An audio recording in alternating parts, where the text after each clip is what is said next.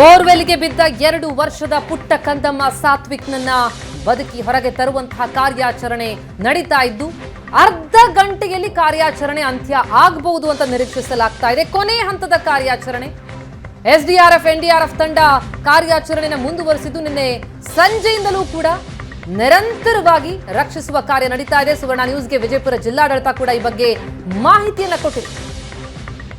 ಕಾರ್ಯಾಚರಣೆಯನ್ನು ಮುಂದುವರಿಸಲಾಗ್ತಾ ಇದೆ. ಉಸಿರಾಡ್ತಾ ಇರುವಂತಹ ಮಗು ಸಾತ್ವಿಕ್ನ ಚಲನವಲನಗಳು ಕೂಡ ಅಲ್ಲಿ ಸ್ಪಷ್ಟವಾಗಿ ಗೋಚರ ಆಗ್ತಾ ಇದೆ. ಆಕ್ಸಿಜನ್ ಮತ್ತು ಕ್ಯಾಮೆರಾ ಎಲ್ಲವನ್ನ ನಿನ್ನೆ ಇಳಿಬಿಡಲಾಯಿತು. ಅದರಿಂದ ಮಗುವಿನ ಚಲನವಲನ ಅಲ್ಲಿ ಸ್ಪಷ್ಟವಾಗಿ ಗೋಚರ ಆಗ್ತಾ ಇದೆ. ಮಗುವಿನ ಕಾಲು ಗಮನಿಸ್ತಾ ಇದ್ದೀವಿ ನಾವು. ಜೊತೆಗೆ ಅಲ್ಲೊಂದು ಕ್ಲಾಂಪ್ ಹಾಕಲಾಗಿದೆ. ಇನ್ನಷ್ಟು ಆಳಕ್ಕೆ ಮಗು ಹೋಗದೆ ಇರಲಿ ಅನ್ನುವಂತಹ ಕಾರಣಕ್ಕಾಗಿ ಆ ವ್ಯವಸ್ಥೆ ಕೂಡ ಇಲ್ಲಿ ಮಾಡಿಕೊಳ್ಳಲಾಗಿರುವಂಥದ್ದು. 20 ಅಡಿ ಆಳದಲ್ಲಿ ಸಾತ್ವಿಕ್ ಜೀವನ್ ಮರಣದ ಹೋರಾಟ ನಡೆಸ್ತಾ ಇದೆ. ಆ ಮಗುವಿಗೆ 16 ಗಂಟೆಯಿಂದ ಊಟ ತಿಂಡಿಗಿಲ್ಲ. ಜೊತೆಗೆ ಆಮ್ಲಜನಕ ಪೂರೈಕೆ ಮಾಡಲಾಗ್ತಾ ಇದೆ. ಹೊರಗಡೆ ಇರುವಂತಹ ಕುಟುಂಬಸ್ಥರು, ಮಗುವಿನ ತಂದೆ ತಾಯಿ ಎಷ್ಟೊತ್ತಿಗೆ ತಮ್ಮ ಕಂದ ಹೊರಗೆ ಸುರಕ್ಷಿತವಾಗಿ ಬರ್ತಾನಪ್ಪ ಅಂತ ಕಾದು ಕುಳಿತಿದ್ದಾರೆ. ಒಂದು ಸಣ್ಣ ನಿರ್ಲಕ್ಷ್ಯ ಇಷ್ಟು ದೊಡ್ಡ ಆಪತ್ತಿಗೆ ಕಾರಣ ಆಗೋಗಿದೆ.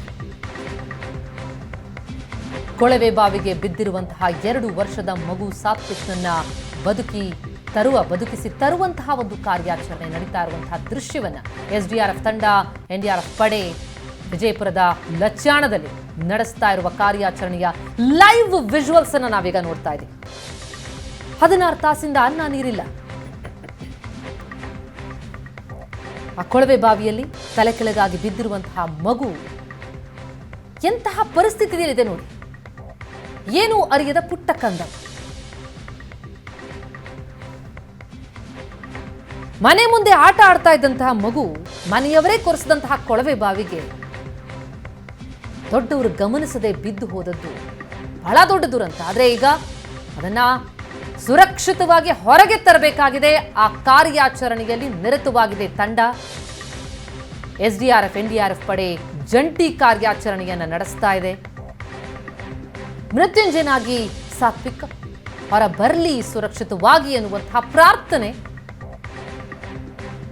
ಕೊಳವೆ ಬಾವಿಯಲ್ಲಿ ಉಸಿರಾಡ್ತಾ ಇದ್ದಾನೆ ಸಾತ್ವಿಕ್. ಚಲನವಲನಗಳು ಕಂಡು ಬರ್ತಾ ಇದೆ. ಆ ಕಂದಮ್ಮನ ಕಾಲು ಅಲ್ಗಾಡಿಸ್ತಾ ಇರೋದನ್ನ ನಾವು ಗಮನಿಸ್ತಾ ಇದ್ದೀವಿ. ನಿರಂತರವಾಗಿ ಮಾನಿಟರ್ ಮಾಡಲಾಗ್ತಾ ಇದೆ.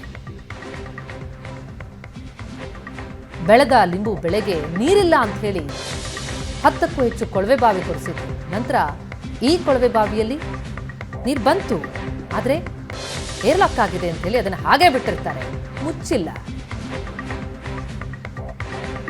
ಒಂದಷ್ಟು ನಿಮಿಷಗಳ ನಿರ್ಲಕ್ಷ್ಯ ಮಗು ಕೊಳವೆ ಬಾವಿಗೆ ಬಿದ್ದು ಹೋಗಾಗ ಮಾಡ್ಬಿಡ್ತು. ಹೆತ್ತ ಕರುಳು ಈಗ ಕಣ್ಣೀರಿಡ್ತಾ ಇದೆ, ಪ್ರಾರ್ಥಿಸ್ತಾ ಇದೆ. ಈ ಪುಟ್ಟ ಕಂದನನ್ನ ಸುರಕ್ಷಿತವಾಗಿ ಹೊರತರುವಂತಹ ಕಾರ್ಯಾಚರಣೆ ಕೂಡ ಭರದಿಂದ ಸಾಗಿದೆ.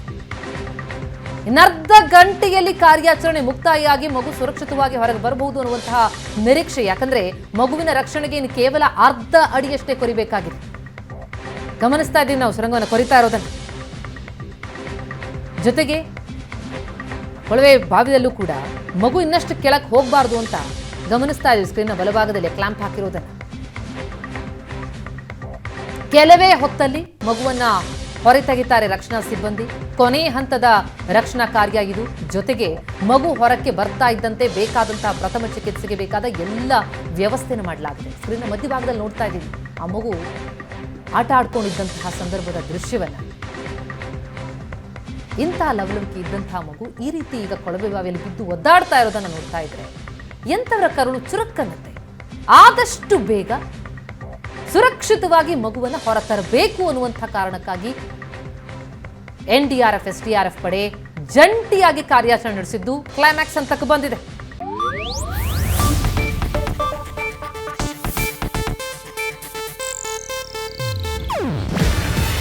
ಇದು ಏಷ್ಯಾನೆಟ್ ನ್ಯೂಸ್ ನೆಟ್ವರ್ಕ್ ಪ್ರಸ್ತುತಿ. ನೀವು ನೋಡ್ತಿದ್ದೀರಾ ಏಷ್ಯಾನೆಟ್ ಸುವರ್ಣ ನ್ಯೂಸ್.